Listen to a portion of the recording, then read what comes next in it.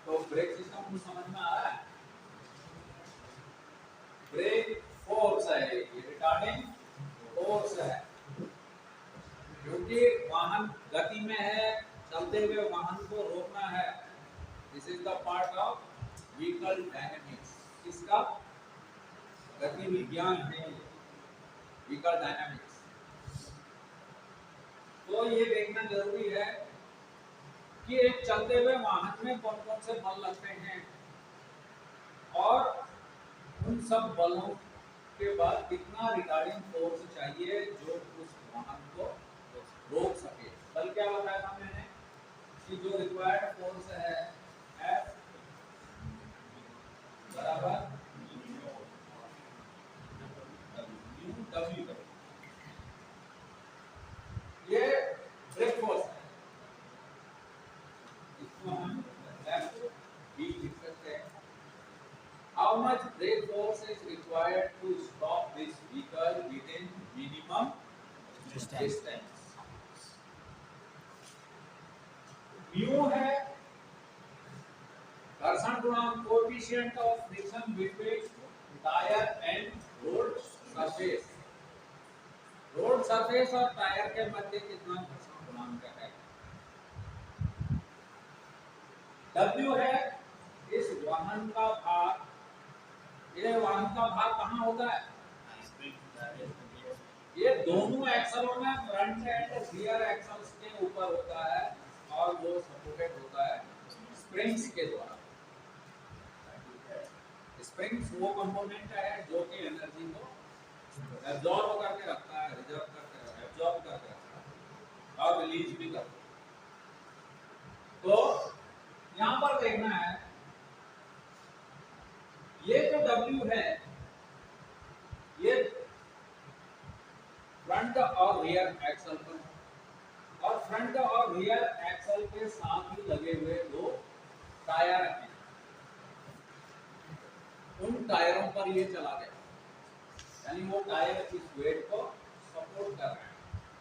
तो ये जो W1 है ये आगे वाले एक व्हील पर भार है, प्लस R जो है ये रिटार्डिंग फोर्स के कारण। अभी और ये R कैसे होता है इसको हम बात में। रिटार्डिंग फोर्स है जो कि इसको रोकने की कोशिश कर रहा है, मंदन। रिटार्डेशन क्या है? मंदन है। ब्रेक क्या कर रहे हैं? गति को कम करके धीरे धीरे रोक रहा। अब यहाँ पर आओगे, इसका वाहन का एक सेंटर ऑफ ग्रेविटी है।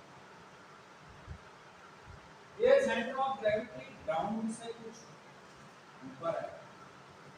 अब ये इसकी हाइट है,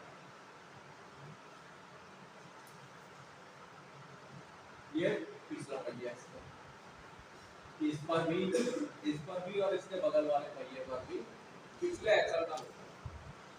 अब ये जो वेट डिस्ट्रीब्यूशन होता है, मैंने तुम्हें सस्पेंशन पढ़ाते ही उस चीज में बताया था कि ये वेट डिस्ट्रीब्यूशन में इसलिए पढ़ा रहा हूँ क्योंकि आगे ये स्टीयरिंग में भी, ब्रेकिंग में भी और हर जगह इसका जिक्र होता है।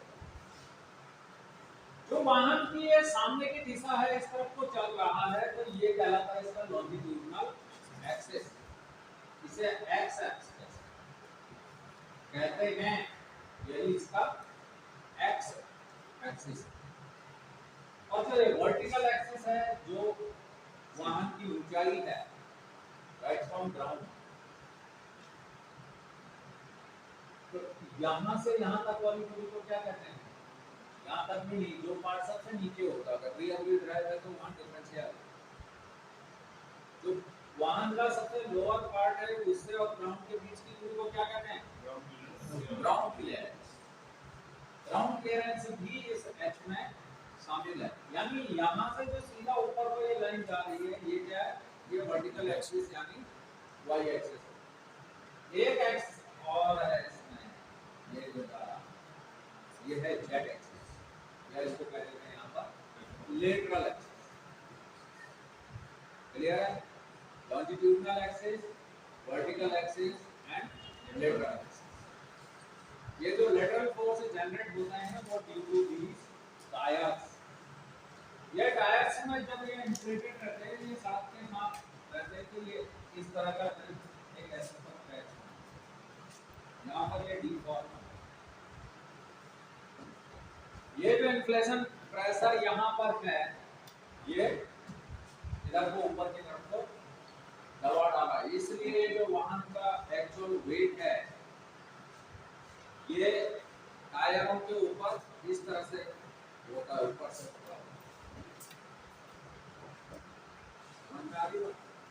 ये बात धीरे धीरे। तो यह इसका गुरुत्व केंद्र है, सेंटर ऑफ ग्रेविटी। जब ये वाहन चल रहा है तो जब पहला न्यूटन का पहला नियम क्या है,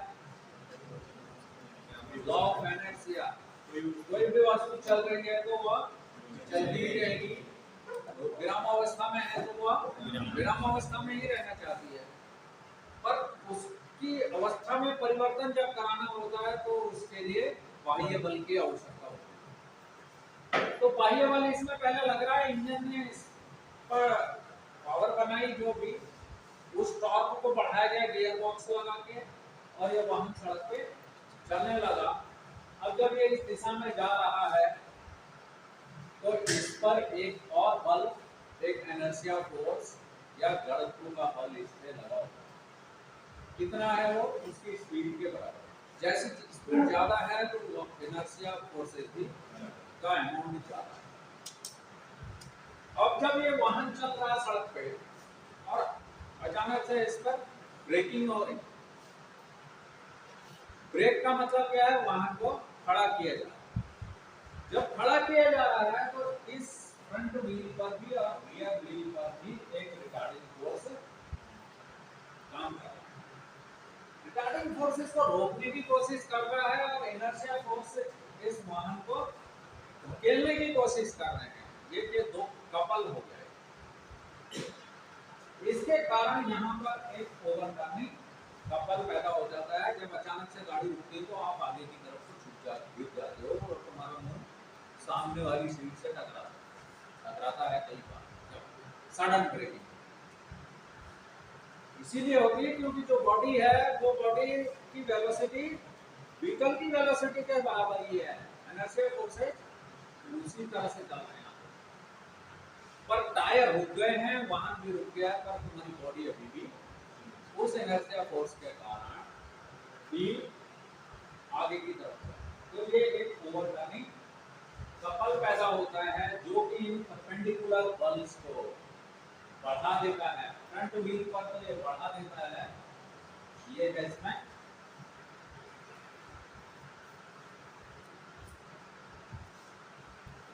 तब ये यहाँ पर लिखा है W1 plus R।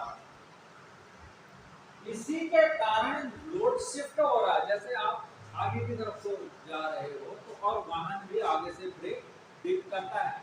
Break dip में मैंने आपको एक बात बताई, समझाई थी, इसी वजह से डिप होती है। जो वाहन का अगला हिस्सा ब्रेक लगाने के बाद नीचे को झुकता है due to this inertia force and overturning couple. इस वजह से लोड पिछले के लोड थोड़ा सा आगे को ट्रांसफर हो जाता है। तो अगले पहिए पर रिटार्डेशन फोर्स या W1 प्लस R हो जाता है और यहाँ W1 माइनस R और W2 माइनस R, ये रियर का वेट ट्रांसफर होगा आगे। इसी के कारण डिप होता है और रोल, बॉडी रोल करती है। ठीक है, तो ब्रेक एफिशिएंसी कभी भी 100% नहीं रखी जाती।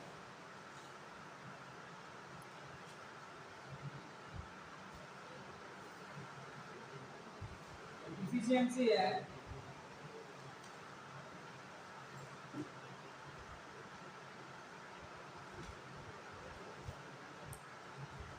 100% not required।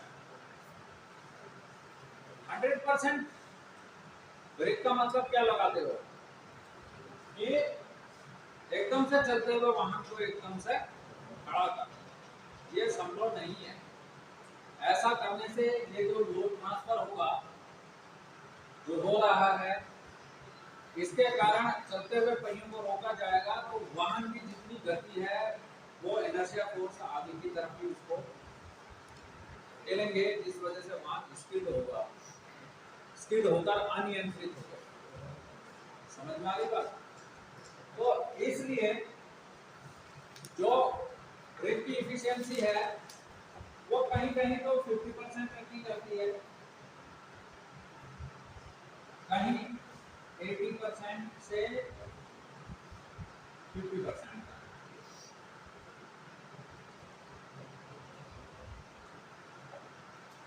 इसमें भी 50% सर्विस ब्रेक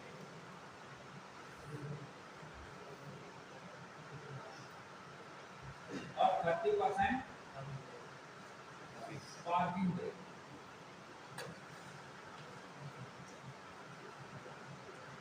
ऐसी भी व्यवस्था हो सकती है और भी कई व्यवस्था। तो अभी आपने ये जब एक चीज इतनी चीज देखी, अभी जब हम ब्रेकिंग कर रहे हैं, रिटार्डेशन फोर्स जब टायरों पर लग रहा है, तो इसके कारण एक ओवरकमिंग कपल पैदा हो रहा है, जो कि परपेंडिकुलर फोर्स को अगले पहिए पर बढ़ा दे रहा है और पिछले पहिए पर कम कर दे रहा है।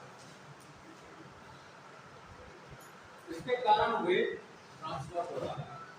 ये सब पढ़ाने का मतलब ये है कि जब पहिए को रोका जा रहा है, वाहन को रोका जा रहा है, तो हमें बल कितना चाहिए? Brake force mu into W. अब ये डब्ल्यू यहाँ पर वेरिएबल हो रहा है, क्योंकि शिफ्ट का उतर यहाँ पर पिछला लोड भी यहाँ आ गया है, तो अगले पहियों को रोकने के लिए ज्यादा ताकत चाहिए, पिछले वालों को कम चाहिए।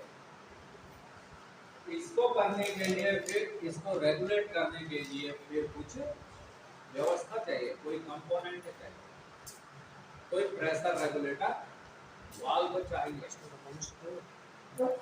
जो कि इसको रेगुलेट कर सके, ताकि ब्रेक फोर्स डिस्ट्रीब्यूशन चारों पहियों को एक समान हो और वाहन के चार पहिए एक साथ रुके और वाहन कम से कम दूरी पर खड़ा हो। इसलिए फ्रंट व्हील में 60% एफिशिएंट ब्रेक फोर्स चाहिए और पिछले वालों को 40% चाहिए। परंतु यह एक थ्योरेटिकली बोल रहा हूँ, इसमें वेरिएबल बहुत चीजें वेरिएशन होती है। इंजन आगे है, आगे ही ट्रांसएक्सल है, यानी फ्रंट व्हील ड्राइव गाड़ी है, आगे ज्यादा लोड है, कारें हैं passenger cars, front wheel drive है, आगे इंजन है, आगे गियर बॉक्स है, ट्रांसएक्सल, एक्सल, क्लच असेंबली, सब कुछ आगे ही है, पीछे सवारी बैठनी है और उसका सामान है, तो उसका लोड पहले ही 60% आगे 40% पीछे है, या 70% आगे और 30% पीछे है। कुछ वाहन है जिनमें आगे इंजन है और वो रियर व्हील ड्राइव है, तो ये जो लोड डिस्ट्रीब्यूशन है ये 60% फ्रंट 40% रियर या 50-50 या इससे भी कम बाकी। लोड कैरियर समय जब लोड डाला जा रहा है तो आगे तो सिर्फ इंजन है, उसमें डेड एक्सल है और गियर बॉक्स से साथ में लग के पीछे को जाना, पीछे भी डिफरेंशियल भी और पीछे भी लोड भी डालना है, 9 टन 12 टन जैसे जैसे उसका जीवीडब्ल्यू का जैसे जैसे जितने उसमें एक्सल हैं और लोड को किस तरह से डिवाइड किया है, ये कंपनी का काम है। इसका जीवीडब्ल्यू कितना होगा, उसका व्हील बेस कितना है, उस पे एक्सलों की संख्या कितनी है, उसका लोड डिवीजन किस तरह से किया हुआ है, उस हिसाब से फिर उसका जीवीडब्ल्यू मिलता है। तो जो लोड कैरियर है उनमें पीछे ज्यादा भार है और वो शिफ्ट होकर आगे आ रहा है, तो इसमें ये कंफ्यूज नहीं होना है कि सर ने बोला था कि अगले पहियों को ज्यादा ब्रेक फोर्स चाहिए, पिछले पहियों को कम चाहिए, पर जब पीछे लोड कैरियर है इसमें पीछे ज्यादा भार है कि जो काम आदमी नहीं कर सकता फिर उसको कंप्यूटर के द्वारा किया जाता है। क्योंकि मैंने पहले भी इसमें एक बात बताया था और बता रहा हूं, ऑटोमोबाइल है क्या? स्वयं की शक्ति से चलने वाला वाहन नहीं है। ये ड्राइवर है, ये व्हीकल है, ये इसके साथ आपस में बातचीत हो रही है। ड्राइवर व्हीकल को इनपुट सिग्नल दे रहा है और तब वो व्हीकल जो है रिस्पॉन्स कर रहा है। अब चाहे आप ब्रेकिंग कर रहे हो, चाहे आप एक्सेलरेटिंग कर रहे हो, एक्सेलरेशन कर रहे हो गाड़ी में, चाहे आप स्टीयरिंग कर रहे हो या रिवर्स गियर डाल रहे हो, क्या कर रहे हो? वो ड्राइवर व्हीकल से बात कर रहा है और वहां पे रेस्पॉन्स कर रहा है। इसका एक प्रभाव है। जब ये दो जने आपस में बात कर रहे हैं, ये रिस्पॉन्स कर रहा है और उसका प्रभाव कैसा होना चाहिए? सेफ होना चाहिए, आरामदायक होना चाहिए और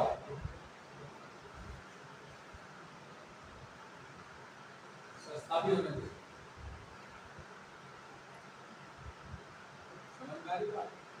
यानी वाहन में जो पार्ट्स लगे हुए हैं वो अभी इजीली अवेलेबल होने चाहिए, बहुत ज़्यादा कॉस्टली नहीं होने चाहिए। जो फ्यूल उसमें यूज हो रहा है वो अभी ज़्यादा कॉस्टली ना हो, उसकी मेंटेनेंस में ज़्यादा कॉस्टली ना आए और उसके बार बार ब्रेक पार्ट से या कोई अन्य पार्ट से चेंज ना करने पड़े। पार्ट्स में भी लॉन्ग लाइफ हो, वायुमंडल को भी ये प्रदूषित ना करे और यात्रा आरामदायक हो। ड्राइवर भी सुरक्षित रहे, वाहन भी सुरक्षित रहे, ड्राइवर भी सुरक्षित रहे, पैसेंजर भी सुरक्षित रहे, अदर रोड यूजर्स भी सुरक्षित रहे और पर्यावरण भी सुरक्षित रहे। इतनी सारी चीजें ये ऑटोमोबाइल के साथ होती हैं। पर जब ये बढ़िया है, ड्राइवर जो कुछ गाड़ी से कह रहा है वाहन उसी हिसाब से रिस्पॉन्स कर रहा है, तो इफेक्ट क्या होगा? Safety, comfort and economy. पर जब इनकी बातचीत में जरा सा भी कुछ गड़बड़ हो जाएगी तो सेफ्टी सबसे पहले प्रभावित होगी। यदि ब्रेक नहीं लगेंगे तो दुर्घटना होगी, स्टीयरिंग अगर सही नहीं होगा तो दुर्घटना होगी। समझ में आ गई बात? तो ये है असली ऑटोमोबाइल, जिसमें ड्राइवर है, एक व्हीकल है। ड्राइवर व्हीकल को चला रहा है, मगर कैसे चलाना चाहिए उसको? वाहन निर्माता के द्वारा दिए गए निर्देशों के अनुसार, न कि अपनी मर्जी से। समझ में आ रही बात? तो जो भी इफिशियंसी है ब्रेक की 100% नहीं रखी जाती, बल्कि वो 60 से 80% या 50 से 80% के बीच में। समझ रहे हो? अब थोड़ा सा देखते हैं क्यों रखी जाती।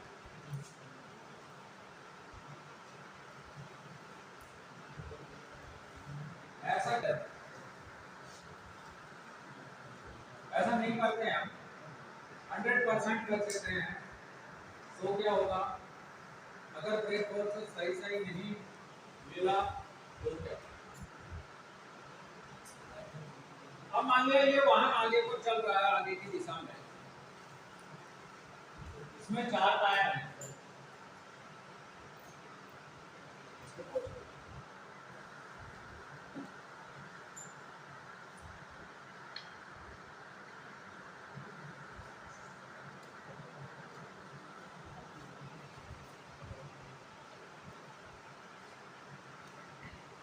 ये टायर कौन से हैं? न्यूमेटिक टायर हैं। क्या है? ये जहां पर कांटेक्ट पैच में आ रहा है, यहाँ पर जहाँ पर गाड़ी खड़ी है एक जगह पर गौर से देख लिया करो, उसका टायर थोड़ा सा दबे हुए नजर आता है और ये सड़क के साथ एक एडहेशन कर रहे हैं, इनके सड़क और टायर के बीच में एक पकड़ है, ग्रिप है, ये सड़क के साथ चिपक के चलते हैं, फ्रिक्शन करते थे और कुछ लेटरल फोर्सेस ये जनरेट करते हैं, समझ में आई? तो अब ये वाहन इस दिशा में चल रहा है और हम इसके इस वाले पहिए को लॉक करते हैं, ये वाले पहिए को हमने लॉक कर दिया, क्या होगा? लॉक हो जाने का मतलब घूमता हुआ पहिया रुक गया, ठीक है, घूमता हुआ पहिया रुक गया, मगर ये पहिया भी चल रहा है, ये भी चल रहा है, ये भी चल रहा है, यानी ये तो कोई लेटरल फोर्स से जनरेट नहीं कर रहा, मगर पीछे वाले और ये बाएं वाला, ये सॉरी राइट साइड का, मेरा बायां मतलब तुम्हारा दायां, ये पहिया फोर्स जनरेट कर रहा है, तब ये वाहन कहां पे जाएगा? इस दिशा में, इसकी डायरेक्शनल स्टेबिलिटी खत्म हो गई। और अगर ये भी लॉक कर दिया, तब अब अगले पहिए तो लॉक हो गए, लेकिन पिछले पहिए तो अभी चल ही रहे हैं, तो तब भी ये इसी दिशा में टॉर्क पैदा करेंगे। अब अगर इसको लॉक नहीं करते हैं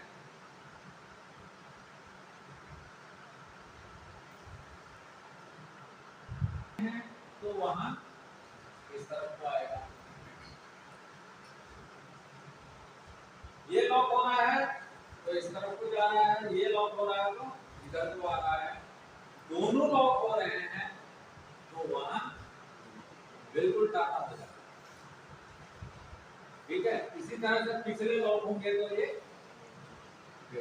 ऐसे, यानी यदि कोई भी एक पहिया लॉक होगा तो वाहन की डायरेक्शनल स्टेबिलिटी खत्म हो जाएगी, directional stability and directional control दोनों ही का।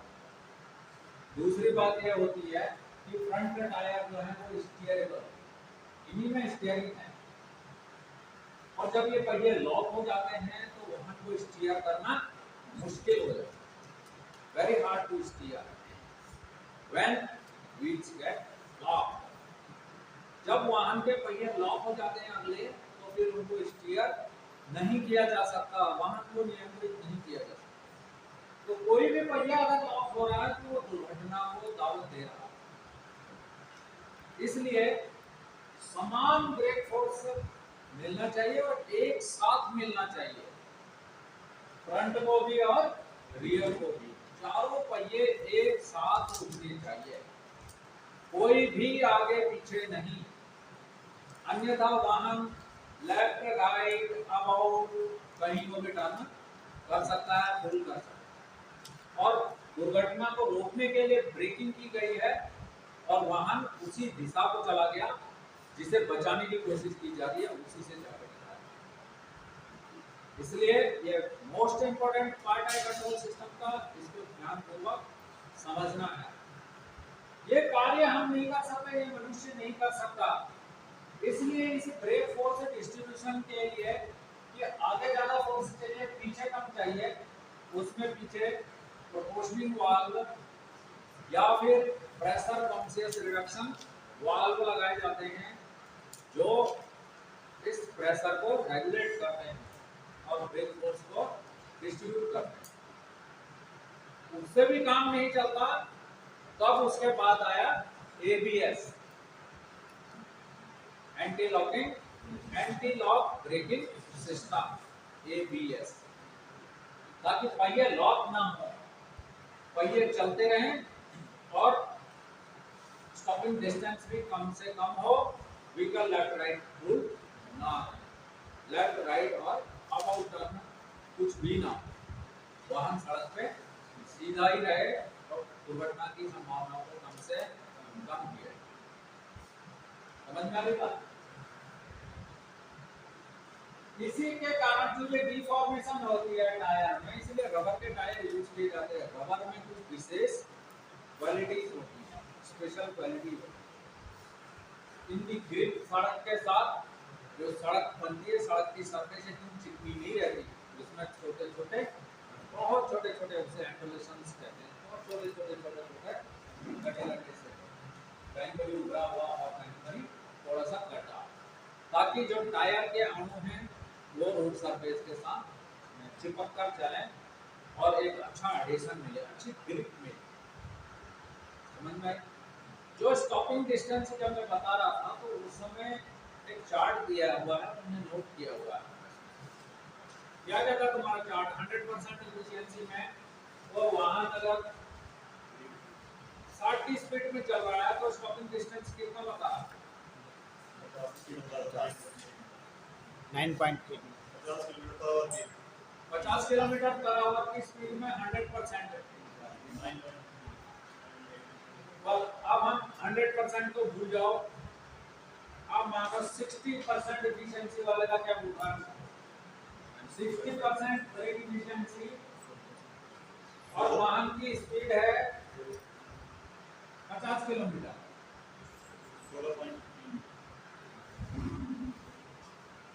स्टॉपिंग डिस्टेंस कितना बता रहा है? 16.3 मीटर।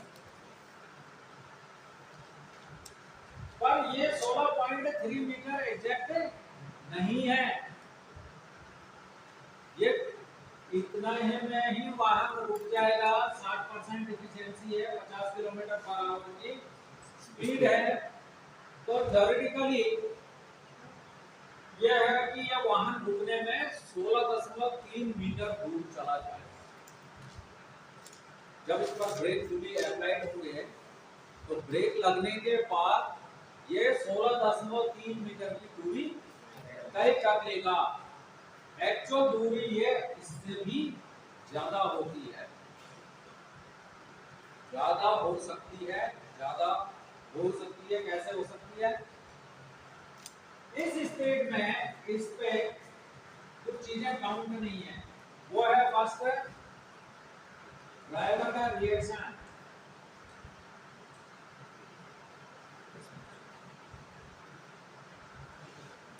ड्राइवर को लगा कि ये बच्चा सड़क पे आ रहा है, मेरी स्पीड 50 की है, उसने सडनली ब्रेक लगाया।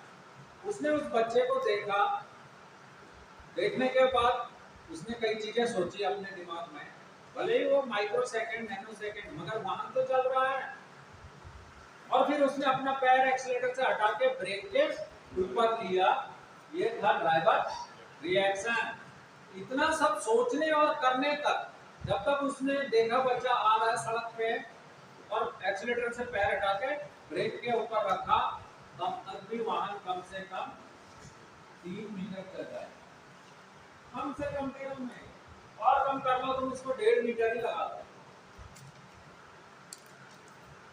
हमारा ब्रेक बहुत। अभी दूसरा, पहला है ड्राइवर का रिएक्शन टाइम।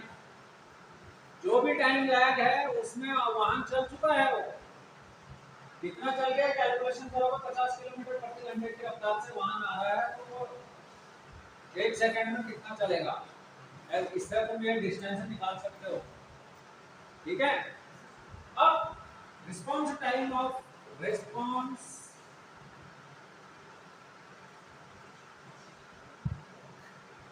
टाइम ब्रेक का, तुमने ब्रेक दबाए, उस रॉड मास्टर सिलेंडर में आगे गई, उसने पिस्टन में ट्रैवल किया, जितना ट्रैवल किया उतना ब्रेक फ्लूइड उसने वहां से हटाया, व्हील सिलेंडर तक गया और व्हील सिलेंडर के पिस्टन पहले उन्होंने ब्रेक ड्रम को पकड़ लिया। या कैलिपर है, कैलिपर की यूं करके उसने चलती हुई डिस्क को पकड़ लिया। एकदम से नहीं रुकेगा, इसमें भी थोड़ा समय लगेगा। उस फ्लूइड को मास्टर सिलेंडर से पहियों तक पहुंचने में और फिर ब्रेक शू के फैलने में या कैलिपर के पकड़ने में समय लगेगा। उस दौरान भी ये वहां चल रहा है तो ये चलता रहेगा। मैंने मान लिया 3 मीटर तक, तो कितना हो गया? 6 मीटर चल गया ये। ठीक है, तो ये 16.3 प्लस 6 मीटर क्या मानते हैं इसको? 8 मीटर मानना पड़ेगा, तब जाकर ये कुछ 22-23 मीटर तब भी चल जाएगा। This is stopping distance. ये कम बाकी हो सकता है। इसको कम करने के लिए ही एबीएस लगाया गया। समझ में आ रही बात? उसके बारे में हम बाद में बात करेंगे। ये तो मैं बता रहा हूँ कब, जब वाहन एक प्लेन में चल रहा है। अब ये वाहन ढलान में भी तो उतर सकता है। ये वाहन किसी इंक्लाइंड सरफेस पर होता है, वहां पर अलग ब्रेक फोर्स है रिक्वायर्ड, उस पर हम अभी बात कर रहे हैं। अब जब ये वाहन ढलान पर उतरता है, ये पोजीशन को समझना बहुत जरूरी है। ये जो इंक्लाइंड सरफेस है ये थीटा एंगल है, ये जो कोण है ये थीटा है। ये वाहन चल रहा है, एक फ्रंट व्हील के या फ्रंट एक्सल के सेंटर से रियर एक्सल के सेंटर के बीच की दूरी को क्या कहते हैं? क्या कहते हैं? जरा फर्स्ट ईयर वालों को भी बोलने दो, दोनों क्लास एक साथ बैठी हैं। तो जब इनसे नपवाया है, व्हील बेस नपवाया है, फ्रंट व्हील ट्रैक नपवाया है, रियर व्हील ट्रैक नपवाया है, front overhang, rear overhang, ground clearance, हर चीज नपवाई है। Overall length, overall width, overall height, ये सारे चीजें उनसे नपवाई गई हैं और उसका वीडियो यूट्यूब में अपलोड की गई। उसके बाद भी मुझसे आवाज नहीं निकल रही है कि फ्रंट एक्सल के सेंटर से रियर एक्सल के सेंटर के बीच की दूरी को क्या कहते हैं? Wheel base. ये इसका व्हील बेस है। अब ये जो वर्टिकल एक्सिस है, यहां पर है सेंटर ऑफ ग्रेविटी। अब ये सेंटर ऑफ ग्रेविटी बदलते रहती है। आगे जब मैंने दूसरा वाला चित्र लगाया था उसमें ये बात बताना भूल गया था कि ये जो सेंटर ऑफ ग्रेविटी है यह चेंज होती रहती है। यहां पर ये चेंज हो गई इंक्लाइंड सरफेस। ये तब भी चेंज हुई जब वाहन खाली है तब, और जब वाहन में भार बढ़ गया तब भी ये सेंटर ऑफ ग्रेविटी चेंज होती है। ये बात मैं सस्पेंशन सिस्टम से ही तुम्हें समझाता हुआ आऊंगी। तो इस सेंटर ऑफ ग्रेविटी से पर ये जो हाइट है रोड के सरफेस से, ये यहाँ पर दिखाई है h। ये ब्रेक फोर्स के जो फॉर्मूला जाएंगे वहां पर ये सारी चीजें लिखी हुई रहेंगी जब कैलकुलेशन करोगे। चलो अभी तुमसे मैं कोई कैलकुलेशन नहीं करवा रहा, अभी तुम्हें एक खाली एक इंट्रोडक्शन। तो यहाँ पर ये जो वाहन का भार है W, ये W क्या है? वाहन का भार। ये फ्रंट एक्सल और रियर एक्सल में डिवाइड है। मान लो ये 50-50% मान लो, ठीक है? 50% आगे और 50% नीचे है। और जब ये ढलान पर उतर रहा है तो इसमें W/G into अल्फा ये इनर्शिया फोर्स क्या है? Inertia force. W cos theta, W sin theta इस W के रिजल्टेंट फोर्स। फोर्स क्या है? एक सदिश राशि है, वेक्टर राशि है। अब जब रिटार्डेशन फोर्स यहाँ पर लग रहा है वो है mu R F front wheel पर और mu R R rear wheel. ये आर एफ जो है ये रिएक्शन फोर्स है। अब जब ये नीचे को उतर रहा है कि अल्फा लिखा हुआ है, कई जगह इसे डी भी लिखते हैं, डी फॉर डिसलिरेशन।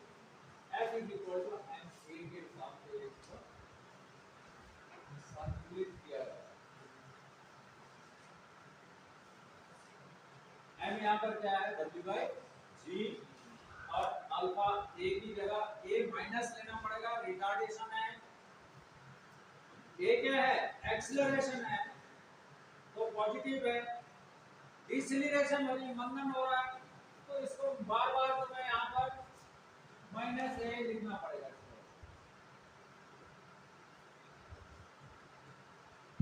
और कई बार कैलकुलेशन करते समय से माइनस लगाना भूल जाओगे तो सारी चीजें गड़बड़ हो जाएंगी, इसलिए इसको W by G into alpha लिखा हुआ है, पर मैं इसे पसंद करता हूँ E लिखना।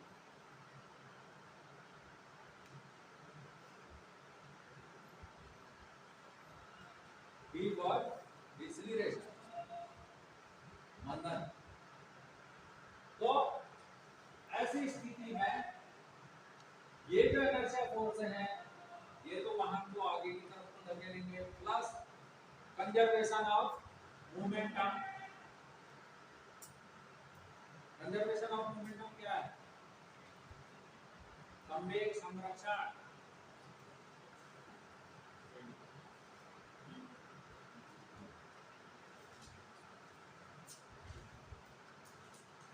ये भी इनर्शिया फोर्स को सपोर्ट कर रहे हैं।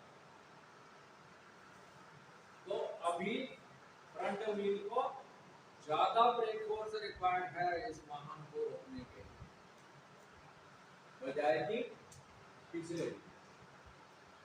इस वाहन की जो ये सेंटर ऑफ ग्रेविटी है इससे दो भागों में डिवाइड कर दिया। यहाँ को इन्होंने x लिख दिया है, तुम यहाँ L1 इसको L1 इसको L2 भी लिख सकते हो कैलकुलेशन में। ठीक है, जो पॉलिटेक्निक करेंगे और आगे जाके प्रिपेयर करेंगे उनके लिए बता रहा हूँ मैं ये इस तरह से, जिन्होंने आईटीआई करनी है उनके मतलब का ये फिलहाल नहीं है।